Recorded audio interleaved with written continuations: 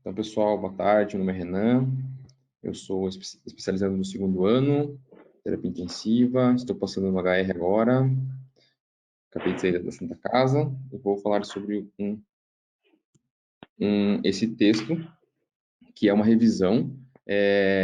São alguns especialistas com a opinião deles sobre esse caso específico, né? Que é a avaliação hemodinâmica perioperatória, né? Os guidelines para a implementação, né? A opinião dos experts de acordo com a avaliação baseada em guidelines, tá?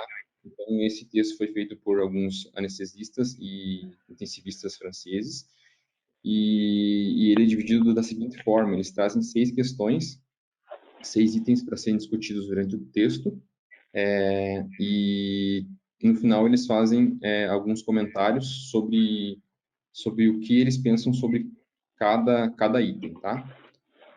Então, eu vou começar falando item por item, tá? Então, a gente sabe que a monitorização hemodinâmica no perioperatório é de essencial importância, né? Tanto na questão de mortalidade para o paciente, né? Cirurgia cardíaca, cirurgias ortopédicas, cirurgias de baixo, alto risco, né? E tem uma repercussão financeira e econômica muito importante também, além da parte da mortalidade no pós-operatório imediato, né? Isso é uma coisa bastante importante.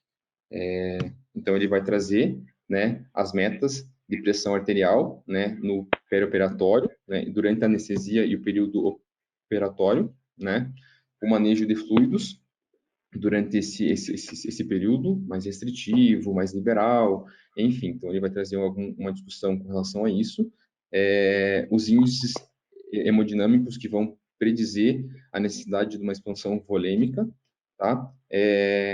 Quando que é importante mensurar o volume sistólico e o débito cardíaco, né?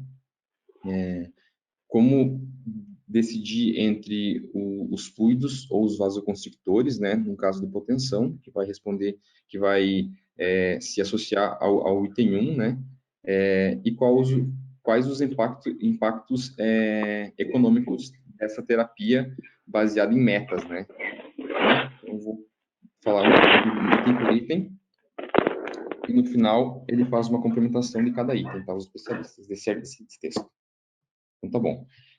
As metas da pressão arterial almejadas na anestesia e no período perioperatório, tá? A pressão intraoperatória não deixar essa pressão ficar abaixo de 60 ou 70, que vão estar associadas à lesão renal pós-operatória, lesão miocárdica e morte, né? A PAM deve ser o principal monitoramento. A gente sabe que tem vários tipos de a gente monitorar essa pressão de forma contínua, de forma intermitente, de forma invasiva, de forma não invasiva. A gente sabe que as formas contínuas são preferidas para a gente conseguir monitorizar esse paciente de uma forma mais adequada, né? 5 minutos que o paciente fica hipotenso durante um transoperatório, a mortalidade dele já pode ter um percentual aumentado, né? E a monitorização invasiva, ela deve ser utilizada. Claro que não em todos os casos, né? Os casos sempre têm que ser individualizados, as cirurgias de alta complexidade, de baixa complexidade, então, discutir cada caso em si, tá? E a noradrenalina pode ser usada em baixa dose, contínua no intraoperatório, num acesso, a princípio, periférico, né?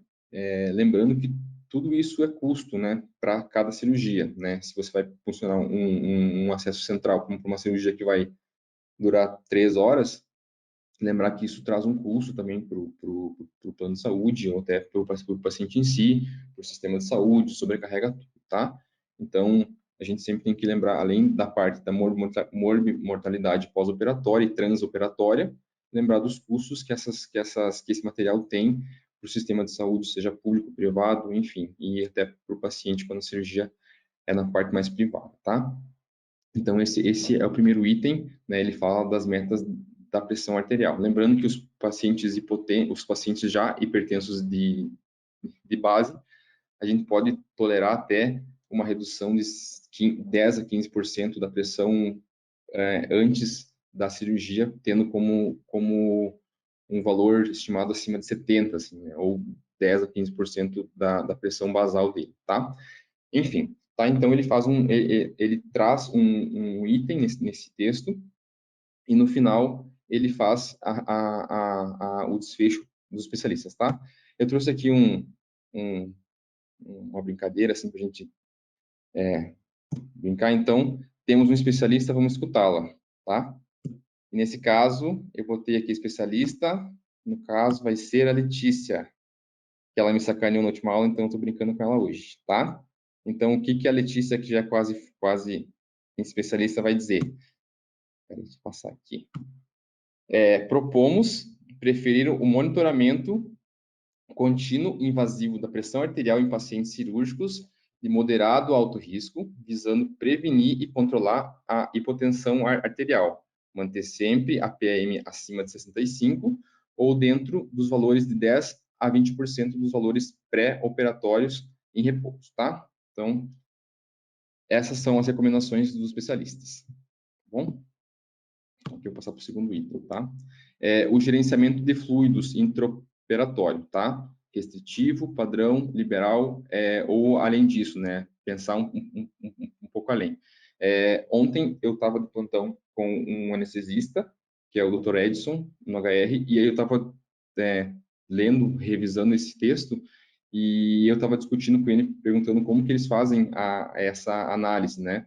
E esses vários itens, eles vão se interligar, né?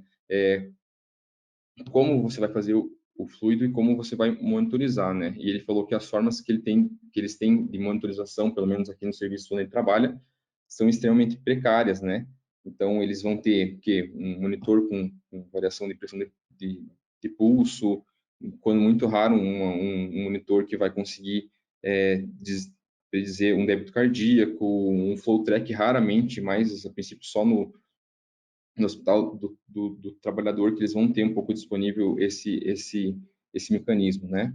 Então, assim, é importante a gente saber que a terapia de volume inadequada pode resultar em volumes muito deletérios para os pacientes, né?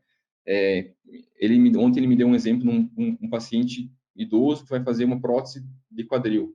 Então, o quanto vai ser difícil tu estimar o quanto de volume tu vai ter que fazer numa cirurgia ortopédica, né? A gente acha que uma cirurgia ortopédica é inocente, assim, mas quem já pegou pós-operatório de cirurgia ortopédica no HT, enfim, outros hospitais do grupo, sabe que as cirurgias ortopédicas no paciente idoso é extremamente agressiva, né? Então, a gente conseguir mensurar isso é extremamente importante e o gerenciamento do fluido nesse período, para mais e para menos, ele tem uma repercussão muito importante, né?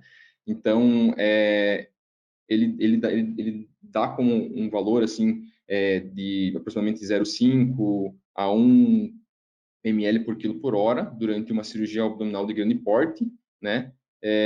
Limitada a 2 ml por quilo, né? Incluindo a infusão de drogas, tá? Lembrando que um aumento do volume sistólico de 10 a 15%, avaliado 1 minuto após a infusão, indica que o paciente é capaz de aumentar o fluxo e a perfusão do tecido em resposta aos fluidos, tá? Então, e a falta do aumento do volume sistólico após esse bolus de fluido é a indicação mais confiável de que a terapia de volume adicional pode gerar uma congestão, tá?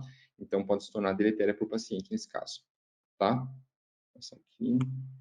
Então, ele traz um pouco esse esquema aqui, né? A variação da pressão de pulso após a infusão de 250 ml de bolos de fluido, né? Se ela for maior que 13 ou igual a 13%, né? A gente tá autorizado a fazer mais volume, quer dizer que o paciente cabe mais volume, ou se essa variação for menos que 13%, né? E a pressão for menor que 65 milímetros de mercúrio ou maior, a gente está autorizado a seguir por dois caminhos, né? Ou pensar em fazer mais fluido e associar uma outra forma de monitorização, ou, né, avaliar o índice cardíaco, né? E aí, a partir disso, ou pensar em entrar com um vasopressor, ou pensar em entrar com um inotrópico positivo, tá? Então, assim, o que ele vai propor no final desse item, tá? A avaliação personalizada da infusão de fluidos ou expansão de volume intraoperatória com base na resposta hemodinâmica individual à titulação de volume para reduzir os efeitos colaterais. Enfim, é uma coisa meio abrangente, né? É a avaliação única de cada paciente a resposta do que você faz. Então, uma conclusão, assim, que diz personalizar cada paciente para cada cirurgia, para cada condição adversa que ele vai ter durante a cirurgia.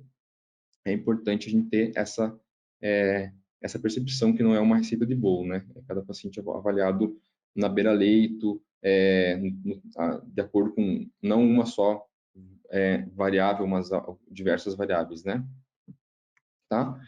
O item 3, né, os índices dinâmicos e as manobras que são utilizados para prever e gerenciar a expansão do volume, né? A responsabilidade dos fluidos é definida como o momento significativo do fluxo sanguíneo, a resposta do bolus após o fluido. A gente sabe que a manutenção do fluxo sanguíneo, né, após esse fluido é importante para manter a perfusão renal, a perfusão das coronárias. Então, a gente conseguir estimar e tentar entender quanto que o paciente precisa é importante, né? E a gente sabe que a avaliação dos pacientes em ventilação mecânica ela fica um pouco mais complicada, né? A gente só consegue avaliar isso se o paciente está com 7 a 8 ml por quilo, né, na ventilação mecânica, e vai possuir algumas limitações, né? Pacientes em cirurgia torácica, a gente tem essa restrição em pacientes em ventilação protetora, né, que a gente sempre preconiza utilizar 6 ml por quilo. Então, as limitações existem para a gente conseguir avaliar essas e gerenciar essa expansão de volume, né? Então, ele traz aqui, né, que a gente tem a limitação da questão da ventilação mecânica em cirurgias abertas, né, torácicas em si, se o paciente tem ritmo sinusal, a complacência pulmonar, disfunção ventricular, alteração valvar. Então, ele traz alguns itens para a gente considerar para avaliar isso, tá? Então, ele fala que ele pode utilizar aquela lista de critérios para validar a utilização, tá? Antes de usar a variação da pressão de pulso, tá? Em seguida, dá pequenos bolos de fluidos para manter a variação da pressão de pulso, tá? É isso que ele fala. Quando devemos medir o volume sistólico e o débito cardíaco, tá? Então, as diretrizes recomendam fortemente a avaliação do débito cardíaco do volume sistólico. É claro que para a cirurgia ideal, para o médico ter essa cirurgia na mão, quanto mais bem monitorado o paciente, melhor, né? Mas a gente sabe que não é comumente utilizado, né? Então, em pacientes de alto risco, né, elas são fortemente indicadas, tá? E tem alguns motivos para que não se faça esse monitoramento, né? Os métodos de monitoramento do débito cardíaco são muito invasivos, pelo menos os que são padrão ouro para monitorar de forma adequada. O não invasivo, o débito cardíaco não é totalmente confiável, e o monitoramento do débito cardíaco inútil para orientar a utilização de fluidos. Então, o médico, muitas vezes, ele não sabe interpretar aqueles dados. Então, ele traz no texto esse comentário sobre essa avaliação, tá? E os médicos devem estar cientes de que qualquer que seja a precisão do método usado para estimar o volume sistólico, o mais importante é interromper a avaliação do fluido, né, assim que o volume sistólico não aumentar a resposta do fluido. Então, volume demais, a gente sabe que faz mal, né? Tá? Então, propomos o uso de mini ou métodos não invasivos para monitorar o débito cardíaco ou volume sistólico em vez de técnicas invasivas para implementar a terapia direcionada no perioperatório em pacientes de risco moderado a alto, tá? Então, essa é o único item que não é unânime, que ele fala que a gente não consegue estimar totalmente com métodos não invasivos, né, em pacientes, por exemplo, com uma perfusão periférica ruim, sinais de hipofluxo, né, periférico, então a gente perde um pouco da sensibilidade. Então, esses são os comentários que os especialistas que não concordam com essa mini ou método do invasivo não totalmente invasivo, tá? E os fluidos ou vasoconstritor, né? Como decidir isso? O valor da PAM, né? É muito importante para a gente conseguir entender o fluxo sanguíneo através dos sistemas, né? Para conseguir suprir o oxigênio que o corpo precisa. E quando a gente percebe que essa perfusão tecidual ela está prejudicada, a gente tem que ver como que vai ser feita essa otimização, né? Então, assim, é utilizado a princípio o valor da PAM para a gente se basear, né, nisso, né? Esses 5 itens eles são uma cadeia de eventos que se interligam um ao outro, né? Então, ele fala assim que né, a princípio utilizar fluido, né? E em muitos casos não utilizar só a adrenalina, né? Utilizar muitas vezes a fenilefrina, enfim, em um acesso periférico, né? A princípio ele comenta esse tipo de, de itens, tá? Eles propõem então o uso de fluidos e vasoconstritor em combinação, né? Por meio do algoritmo para atingir simultaneamente o fluxo e a pressão de perfusão, evitando a sobrecarga do volume e melhorar o resultado em pacientes de alto risco, tá? E ele fala também do impacto econômico, né? Então, o desfecho desse texto, ele fala os itens mais a parte mais científica, né? E ele fala, né, da parte no final, da parte econômica, né? E a redução da morbidade pós-operatória com uma monitorização mais mais sensível, digamos, ela vai reduzir a um tempo de internamento hospitalar, né? Então, quando a gente sabe que é uma cirurgia de alto risco, a gente conseguir monitorar aquele paciente de forma adequada, a gente vai conseguir oferecer o suporte no transoperatório e no pós-operatório imediato que ele precisa. Isso vai reduzir o tempo de internação hospitalar, vai reduzir os custos, né? Vai conseguir fazer com que o hospital tenha um fluxo maior de altas, né? E consiga girar mais esses leitos, né? A gente sabe muito bem que a questão em hospital particular, em hospital do SUS também, a questão de girar leitos é muito importante, né? Então, quanto maior o risco da cirurgia, né, mais favorável será esse impacto, né? Então, ele fala que em algumas cirurgias que eu sei que eu vou ter alto risco, o uso de alguns dispositivos mais invasivos e mais caros, ele é mais necessário nesse momento para conseguir ter uma avaliação melhor, tá? E ele usa essa equação aqui, MERCI, tá? Que vai estimar o investimento para implementar o monitoramento hemodinâmico sem custos líquidos. Leva em consideração a taxa de morbidade da doença, a redução esperada e a morbidade pós-operatória. Aqui tem um exemplo no texto que ele fala, se a taxa de morbidade é 25%, a redução relativa da morbidade pós-operatória é 23% e o custo médio das complicações é 15 mil euros, o investimento para implementar um monitoramento hemodinâmico sem é mais ou menos 800 euros, tá? Então, se o custo do monitoramento for inferior a esse valor, e nesse caso teria uma diferença e um impacto, né? Que ele conseguiria monitorar o paciente, otimizar o tratamento ele no transoperatório e no pós-operatório imediato e, por consequência, dar alta para esse paciente de forma mais precoce e por consequência, gerar um menor custo para o sistema também, tá? Então, ele finaliza falando que quanto maior o risco de complicações pós-operatórias e o custo dessas complicações, mais favorável será o impacto dessa terapia guiada por objetivos, por metas, tá? Acho que é isso.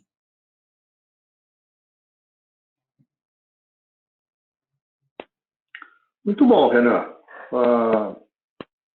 Também eu gostei muito da tua aula e também está muito bem organizada. E acho que fica aí vamos comentar um pouquinho sobre esse tema, né, que nós já temos revisitado ele frequentemente nas últimas semanas. Mas vamos contextualizar um pouquinho mais outra vez. Andressa, quer comentar alguma coisa, Andressa? Oi, doutor, tudo bem? Tudo bem. É. Então, na verdade, eu só tava, enquanto o Renan falava ali, eu tava lembrando. Coisa que a gente vê antes, né, que não faz muito sentido às vezes na hora, e depois a gente vai pensando, né? Eu lembro que antes, quando eu trabalhava e acompanhava as cirurgias cardíacas, que normalmente são pacientes de alto risco, aquele povo, fração de ejeção reduzida e tal, eu ficava ali pensando, tipo, poxa, mas pacientes têm uma fração reduzida, já fizeram, tipo, 1.000 e pouco de volume, quase 2.000, e daí eu olhava assim, tipo, o coração murchinho, tudo, por questão de vasodilatação mesmo. Daí devolvia toda a SEC, ainda o paciente ficava murchinho, daí de repente colocava tudo ali, daí a gente para pensar, né? O quanto esses pacientes vasodilatam mesmo, e às vezes até a gente, quando está no começo, pega primeiro esses pós-operatórios, fica morrendo de medo de fazer volume, né? Tem todo esse negócio de fração de ejeção reduzida e tal, e a gente fica morrendo de medo, né? E a gente esquece tudo que vem por trás, assim, de tudo isso, né? Desse manejo hemodinâmico, assim, que na hora às vezes não faz muito sentido, depois que você vai acompanhando, vai vendo e vai entendendo, né? E é até bonitinho de ver que o coração fica cheinho e tudo mais. Isso tem a ver um pouquinho com o item número 2, né, que o Renato falou, da necessidade de que a fluidoterapia, de que a reposição de volume, ela precisa ser individualizada para os doentes. A gente não tem uma administração fixa que seja bom para todo mundo, né? Obviamente, a maior parte das cirurgias que não são cardíacas, não há tanta modificação assim da volemia e da complacência vascular como tem no doente cardíaco. Acho que você acabou utilizando como exemplo um doente no extremo máximo, né? Um doente, principalmente quando ele vai para a SEC, ele volta da SEC. Na SEC, praticamente, ele fica dependente completamente do fluxo da circulação extracorpórea. E isso causa um estímulo vasodilatador importante, que quando volta para o doente, volta também, não só o sangue, mas volta também uma cascata grande de citocinas, nem sempre volta todo o volume. Essa cascata de citocinas vasodilata esse doente, e o retorno não completo da volemia faz com que esses doentes, no período inicial do retorno da SEC, de um modo geral, eles estejam secos, né? E precisando de uma administração de volume para poder, na hora que o coração volta a bater novamente, tem um retorno da circulação espontânea com um débito cardíaco que seja apropriado para ele. Veja como isso é complexo, mas mesmo nessa situação, num doente mais simples, como o Renan tinha lembrado originalmente, né? Imagine esses velhinhos com 80 anos de idade que vão para uma cirurgia de prótese do quadril, né? Então, eles têm uma reserva fisiológica muito ruim, já vivem num regime quase de descompensação ou pré-descompensação, e tem um sangramento dentro do sítio cirúrgico, como geralmente tem os doentes que têm fratura de fêmur. Então, já tem um pouco de hipovolemia, vem alguém e joga um monte de droga endovenosa para poder sedar e anestesiar esse doente, troca a ventilação por pressão negativa por pressão positiva, diminui o retorno venoso ainda mais. E esses velhinhos fazem frequentemente baixo débito, hipoperfusão, tem hipovolemia, e você acertar exatamente a volemia desses doentes no momento também de que o fêmur é deslocado, na hora que colocam o cimento, esse doente faz vasodilatação. Então, não é fácil para o anestesista, nos diversos momentos da cirurgia, acertar exatamente qual é o volume sistólico, a volemia adequada que esse doente precisa em cada um dos momentos. Mas, enfim, isso tem a ver, isso só mostra, né, duas situações assim que são corriqueiras, o doente pós-operatório de cirurgia cardíaca, e um outro que parece ser mais fácil, mas que não é, o doente durante o perioperatório de uma prótese do quadril, num senhor, numa senhora com idade, com cardiopatia junto, com comorbidade. Não é fácil de acertar tudo isso. O fato é de que a gente lembrou lá atrás, acho que a gente tem falado nisso nas últimas semanas, de que como o Shoemaker tinha mostrado no final da década de 70, começo da década de 80, e que o prognóstico desses doentes no pós-operatório de grandes cirurgias é muito dependente do débito ou do déficit de oxigênio, débito nesse caso igual a déficit de oxigênio que eles têm na periferia durante aquele período transoperatório. Né? Então, aqueles períodos de baixa perfusão, com consumo de oxigênio que não é alcançado pela oferta de oxigênio, isso cria uma hipóxia tecidual, cria um déficit de oxigênio, e esse déficit de oxigênio ele pode ser agudo, se ele rapidamente retorna ao normal, ou ele pode ser mais sustentado. Né? Mesmo pequenos déficits de oxigênio que duram 30 minutos, 60 minutos, 2 horas, isso tem repercussões posteriormente, aquelas repercussões que a gente vê dentro das unidades de terapia intensiva, na dificuldade de extubar o doente, no desenvolvimento de uma urina arrastada ou de uma insuficiência renal, e, eventualmente, até no desenvolvimento de disfunção de múltiplos órgãos. Isso possibilita infecção, o doente não sai do ventilador, 3, 4 dias depois ele tem PAV, infecção relacionada a catéter, e quando você vai olhar e vai tentar analisar de onde é que isso veio, é porque aquele período transoperatório, perioperatório, o doente não ficou completamente compensado durante todo o período. E eu gosto sempre de ressaltar de que isso não é só durante o transoperatório, isso também é durante o pós-operatório imediato, isso traz a responsabilidade para nós também. Então, esse artigo ele não fala nisso, mas ele fala, de alguma forma, de como anestesistas da França, a França é um país onde a medicina intensiva está atrelada à anestesiologia.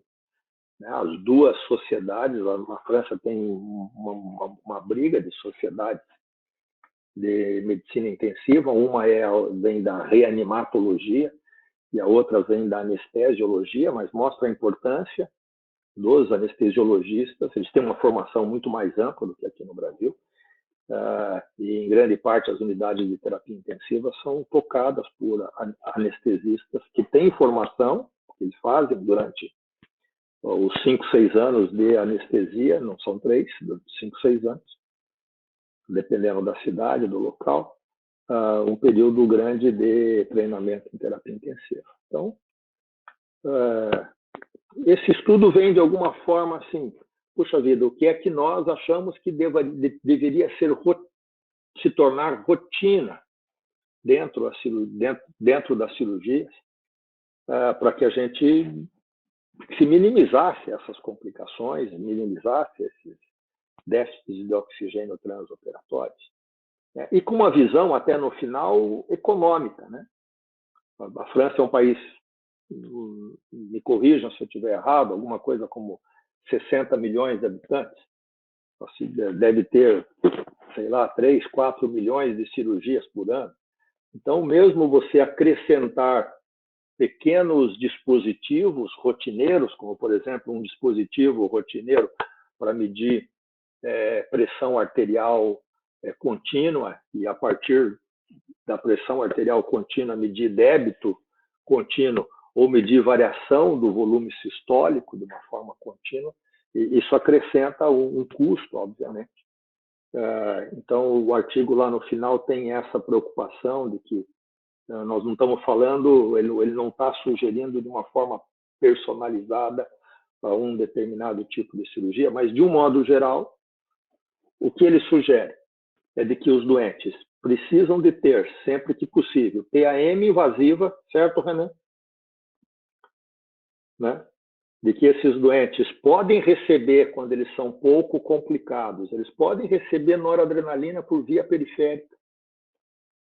Né? Esqueçam isso dentro da unidade de terapia intensiva. Okay?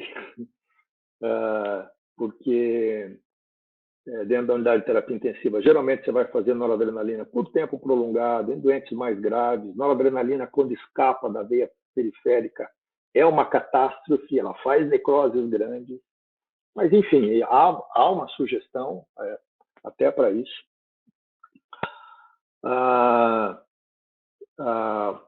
De preferência, utilizar a PAM mais invasiva do que não invasiva. A fluidoterapia personalizada, você pode utilizar o balanço, mas seria melhor utilizar a variação da pressão de pulso, né, como um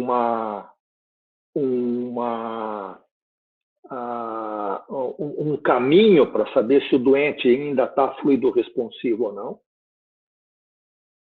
Esses foram os dados que eu anotei aqui, você vai me corrigindo se eu estiver errado. Índices dinâmicos, e aí vale a variação de volume sistólico, variação de pressão de pulso, né? Sempre que for possível, uma medida de débito cardíaco não invasivo, até para poder avaliar fluido responsividade. Se você vai usar mais fluido ou vasoconstritor, vai depender da PAM. PAM mais baixa, mais vasopressor. PAM já normalizada, pode usar mais fluido, desde que o doente seja fluido responsivo. Então, veja que não muda muito a estratégia que vocês já têm no dia a dia. Né? Mostra apenas uma direção para você cuidar desse doente mais de risco no transoperatório, utilizando essas estratégias para poder minimizar a hipoperfusão e maximizar a qualidade de vida pós-operatório o mais rápido possível. Certo? Acho que você andou apresentando, acho que foi o Bruno. O Bruno está aí? Não sei quem que apresentou naquela reunião. Não me lembro se foi o Bruno, se foi o Murilo. Algum de vocês apresentou alguma coisa com relação a isso na nossa reunião com o Flávio Naco? Foi o Murilinho. Foi, doutor. Acho que foi o Murilo. Oi, Murilo.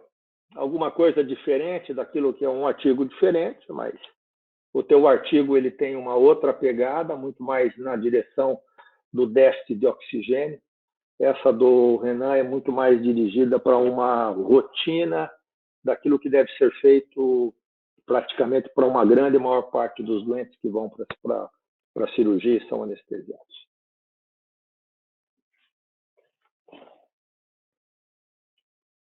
Acho que não estamos te escutando, Murilo. O teu microfone deve estar fechado.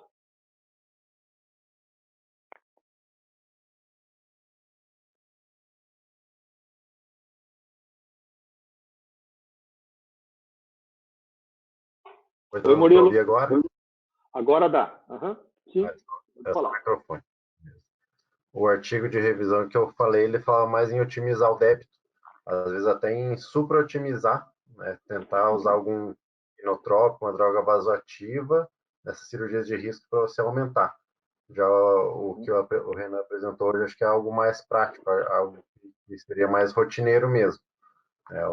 O artigo de revisão, ele justamente foi procurar na literatura algo que pudesse justificar a gente usar mais rotineiramente alguma droga vasoativa ou um inotrópico para manter sempre o débito um pouco mais elevado que o normal.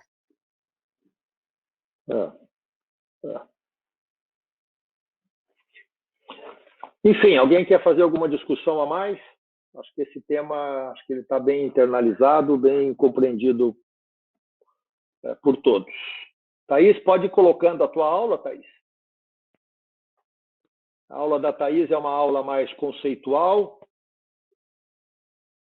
Parece que perdemos a Thaís. Cadê a Thaís? Oi, não, tá aí. Oi, doutor, tô aqui. Só tô dando um jeito aqui no notebook que ele não tá compartilhando a tela. Só um pouquinho, que eu já vou arrumar. Tá bom. Letícia, você quer falar alguma coisa? Você foi citada, que não seja em vão. Talvez você tenha direito de resposta, Letícia. Olá, tá me ouvindo? Estamos te ouvindo, sim. Ai, perdi o comecinho da aula, doutor, mas eu achei muito importante, eu acho isso. Não sou especialista, infelizmente, nesse assunto, tenho bastante dificuldade em avaliação de volemia, eu acho que essa é a dificuldade da maioria dos médicos, a gente vê bastante plantonista, nós até também, fazendo reposição de fluido indiscriminada. Acho que foi citado em uma das aulas passadas, sobre as UTIs de baixa performance, né, onde é comum a gente ver soro prescrito de 6 em 6 horas, de 8 em 8 horas, e a gente vê que a gente sabe que o ideal é fazer essa reposição sempre guiada por metas, utilizar vários parâmetros para fazer de forma adequada. Tem, além do que a gente já tem, né, ultrassom, variação de pressão de pulso e tudo mais, lembrar o que eu ia falar, do fluxograma lá, aquele fluxograma de Rivers, que eu sempre mostro para os acadêmicos. Oi? O Early Go. Isso, aquele algoritmo lá, eu sempre mostro para os acadêmicos, tudo de uma forma simples e que te ajuda também a avaliar se é mesmo volume, se é hora de droga vasoativa, o que a gente tem que priorizar. Acho muito importante a gente estar sempre discutindo isso, porque é sempre a minha dúvida. O que eu faço? Eu faço soro ou faço furo?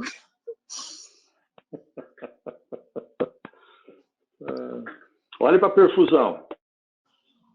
Isso aí. Ok.